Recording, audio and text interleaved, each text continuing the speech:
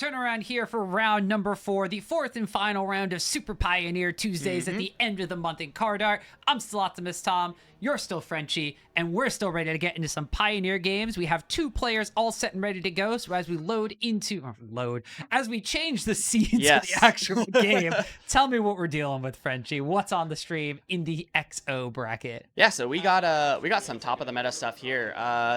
On the left of your screen, we have Joel, who is playing a good old Nib-to-Light deck, Sky Noodle and all, and we have Will over here playing Amalia Combo, which is, doing the Amalia Combo thing. We are currently searching for a land off of Fabled Passage, so yeah, we got a 2/2 in play. We got a Prosperous Innkeeper to be able to gain us some life. We have a treasure. We are presenting blowing up the board next turn if we like, and we have the creatures.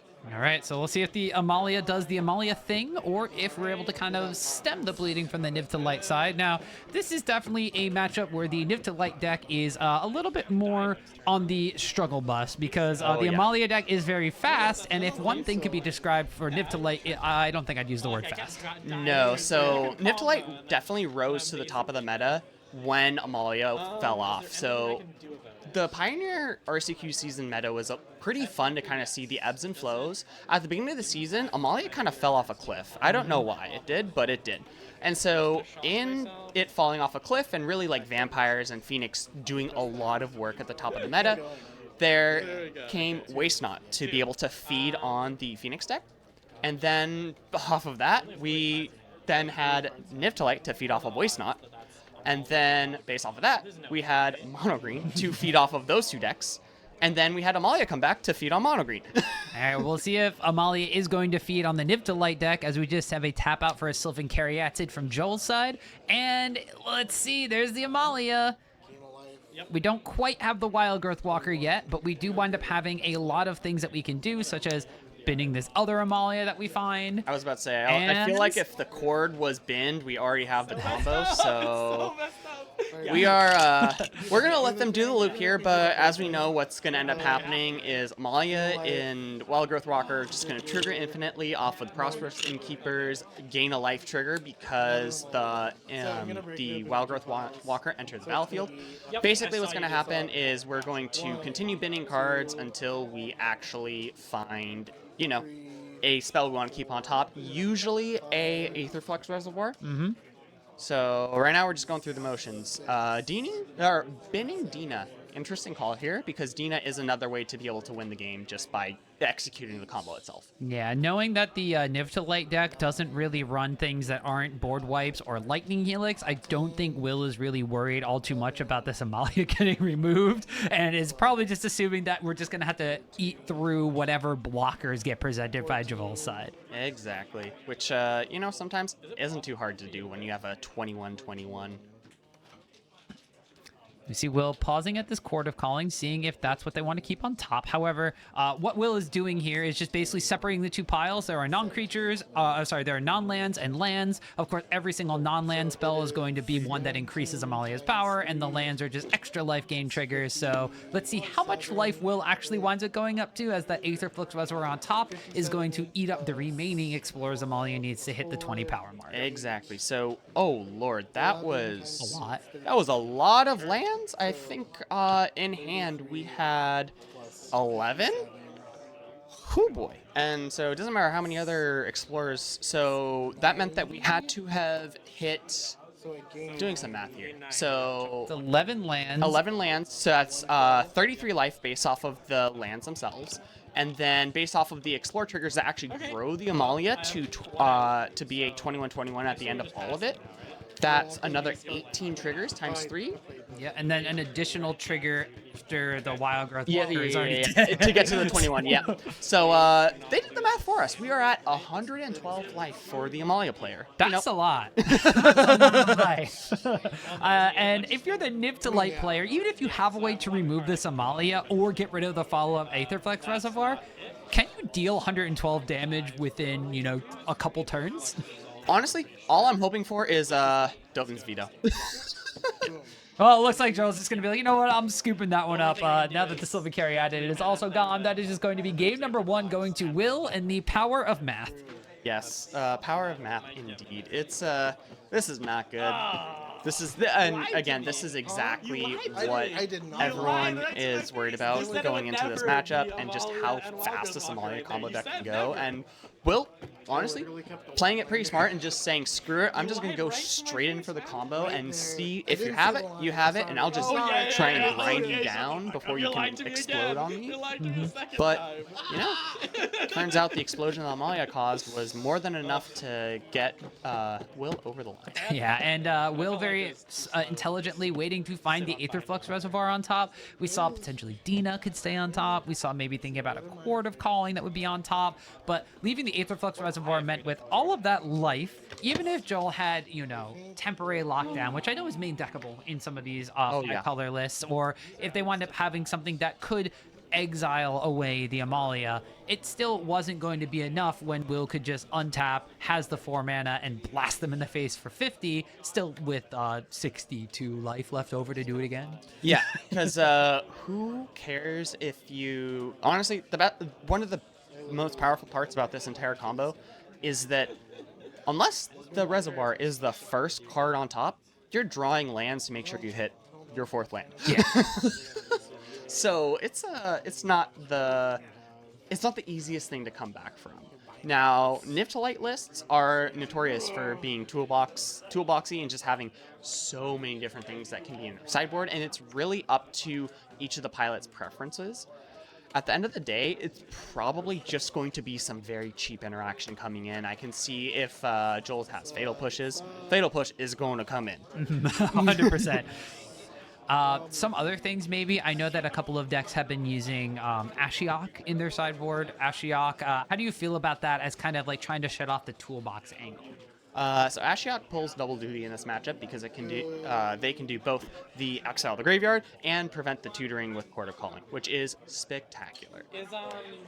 And that, of course, exiling the graveyard important against the Amalia deck because they've kind of shifted to having this backup plan of graveyard reanimation. Yeah, and you know, I wonder if there's a spicy new card called Dewdrop Cure that is currently taking the place of Return to the Ranks. If you don't know what this card is, be prepared to be more upset by how efficient the Amalia deck is. Yeah, Dewdrop Cure.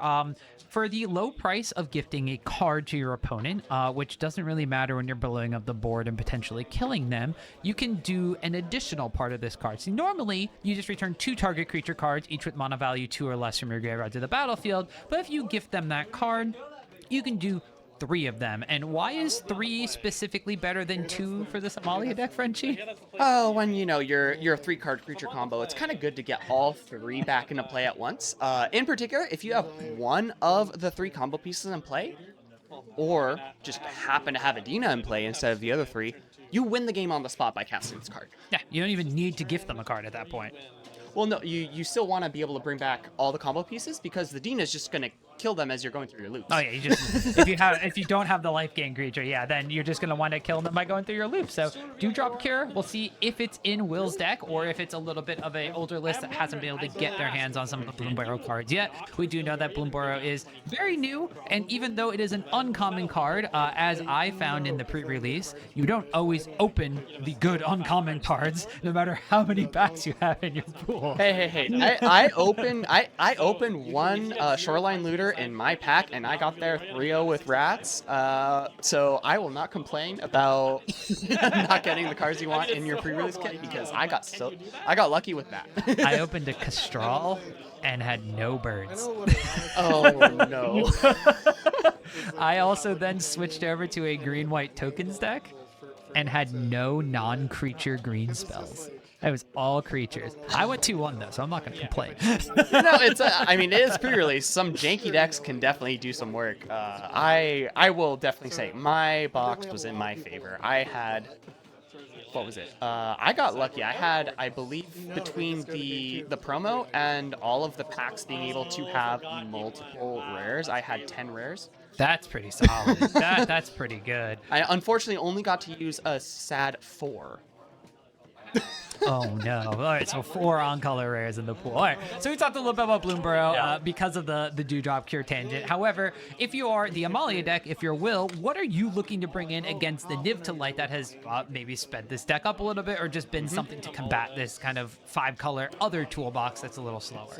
So I would probably bring in the Shaper's Sanctuary, which basically is a card whenever you target, whenever your opponent targets one of your creatures, you draw a card. So card advantage and, you know, just disincentivizing the early removal, which is what Joel's going to be looking to do.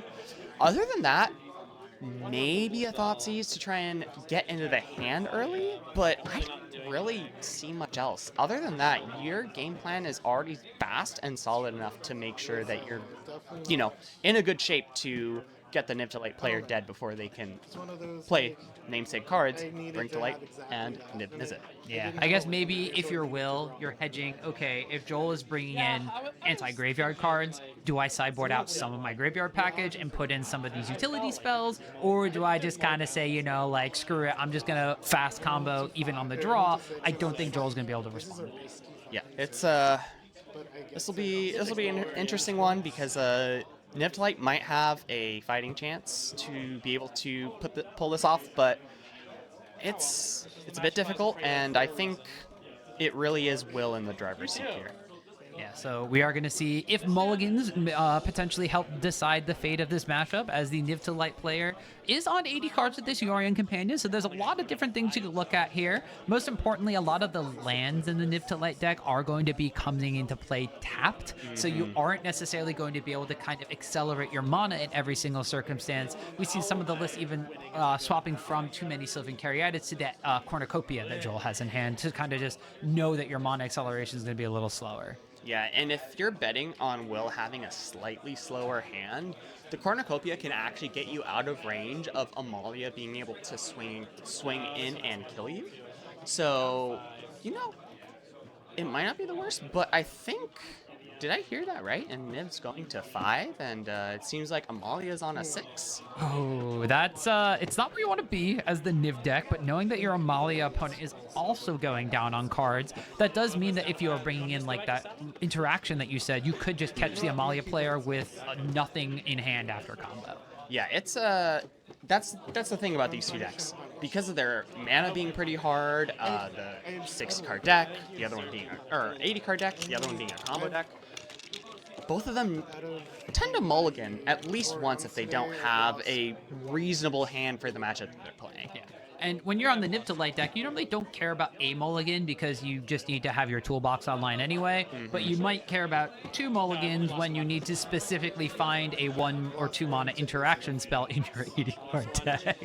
Remember, there's quite a few. You have everyone's favorite Leyline Binding. That's not too hard true. for the deck to cast, as well as, you know, Fatal Push is probably coming out of the sideboard, Lightning Helixes, and just there's a reasonable amount of removal spells that you can be looking for in this case. Of course, Leyline Binding is a bit harder to turn on because you do need Domain, so you need the right sequence of lands, and I think I saw a Fatal Push and a Temporary Lockdown, so if Joel has enough lands here, I think this is locked in. Especially if Joel has the correct color of lands. That's a big thing. I see Island, Plains.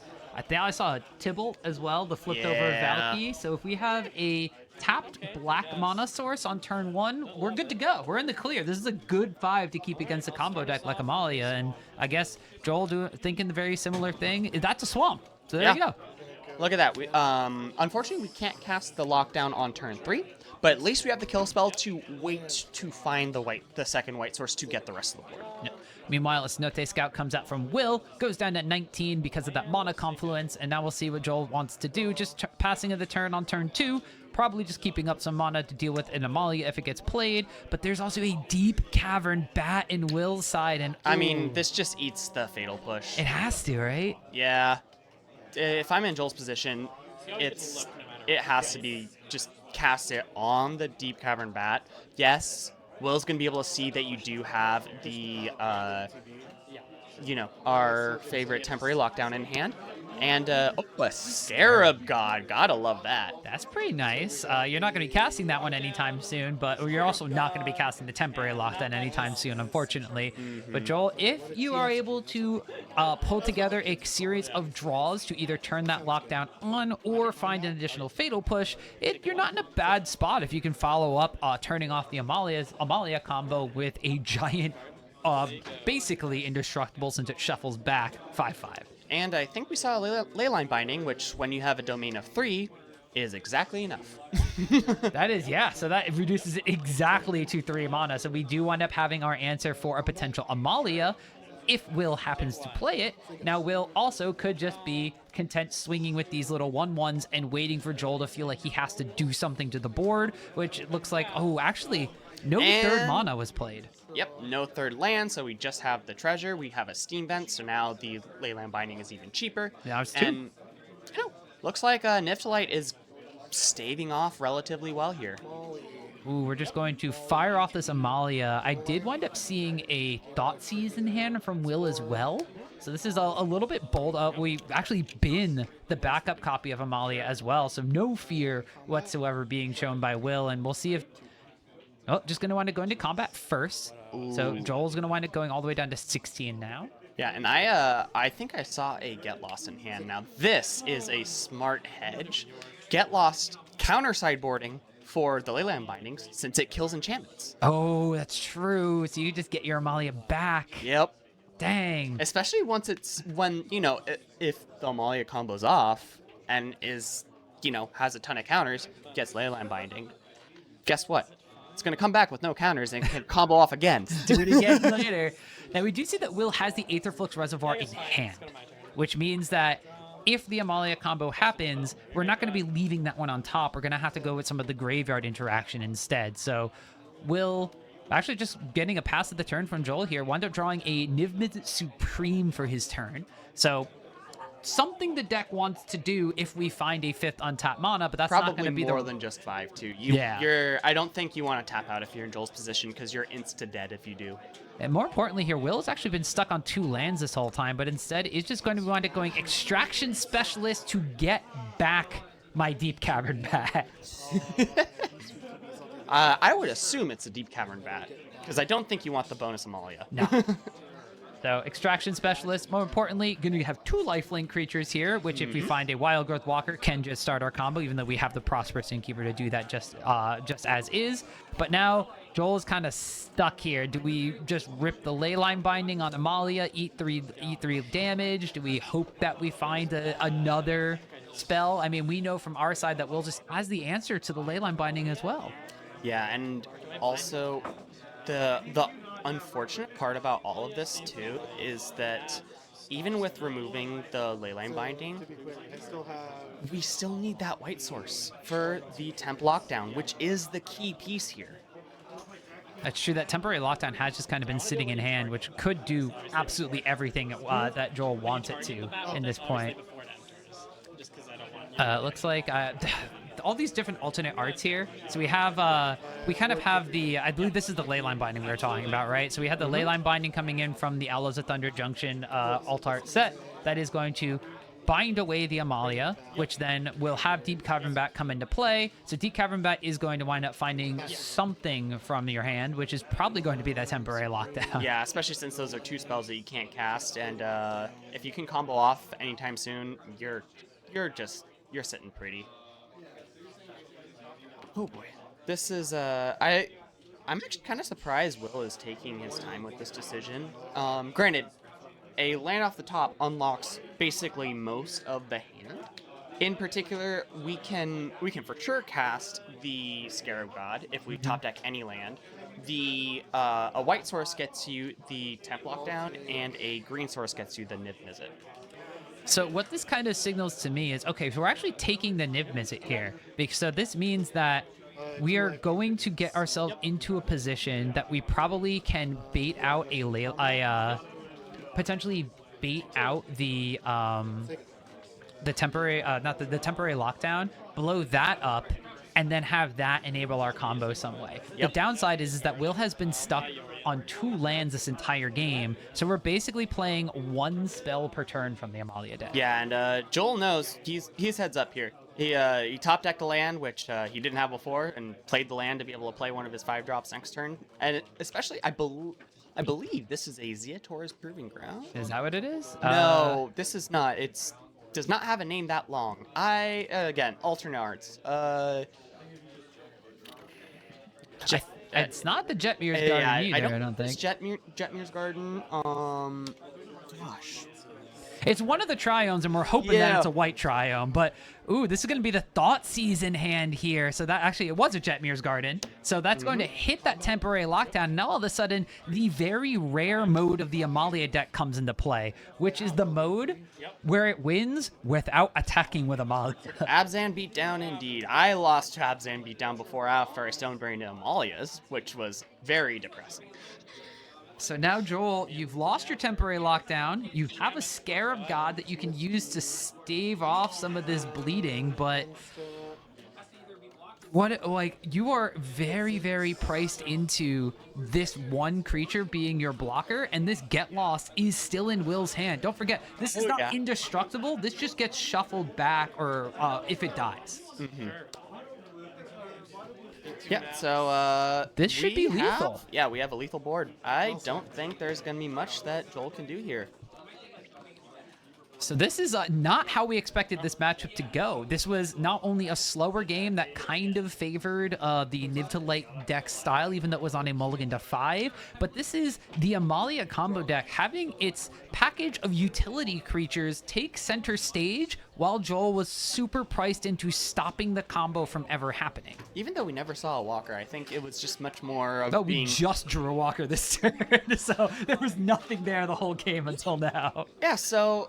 but granted, as the Niv-to-Light player, you want to take away as much value as possible. The Amalia being able to explore so consistently, and I mean, at the end of the day, we're dead on board. This is not looking good. We're going to be going to 1 on this attack that's coming through. We could have attacked with the Deep Cavern Bat, too. The Deep Cavern Bat cannot attack, because of the Extraction Specialist. Yeah, it's I always forget that part about it too when I do my attacker blocker math, and I get very happy when I remember that fact about it.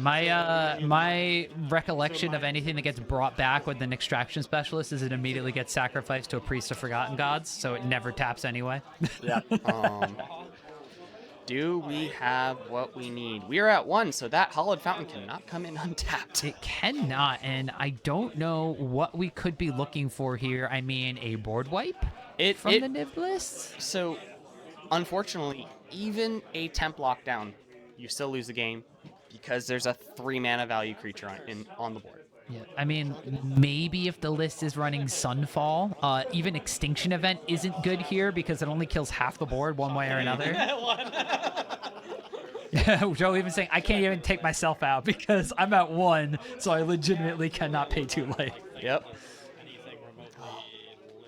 Yeah, this is some garbage time right here, and it looks like folks are just kind of having some fun. Oh, Pillage the Bog. Okay, so we have a Pillage the Bog here, so we're going to be digging for 12 cards? Yep, so we are just looking for the exact correct answer that you can spend 3 mana on. So if you have something like a Deafening Clarion, that's live here. Yep, Deafening Clarion is your only answer.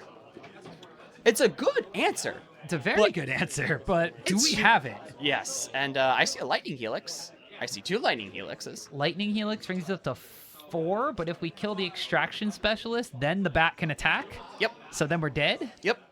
Okay, so Lightning Helix can't win us the game. If we do it after attackers are declared, we're not dead. Yes, this is true. So we are, I guess we're surviving again at 1. Well, we'll have to see. I mean... If there's any sort of, I don't think there are any sort of like pump up effects from the Amalia deck. I mean, besides Amalia getting pumped up by her own triggers. Yeah. So if we have Dina, Lifelink will kill Joel. But it's a good thing the Lifelink is not going to be attacking this turn. That's also true. Lifelink can't attack this turn, but we do have the Prosperous Innkeeper to gain life. There's so many little ways to get 1 damage through. We'll have to see. Oh no! Selfless savior. I think that's GG right there. So, for those uninitiated, Selfless Savior, one of the goodest boyos, is gonna be able to make your dude indestructible because it will put itself in harm's way. Oh, and there's a Tamio safekeeping anyway, so it doesn't matter which one is going to be saving it. Will is going to be taking game number 2 and the match, which means that Will is either going to be first or second place at Pioneer Super Tuesday.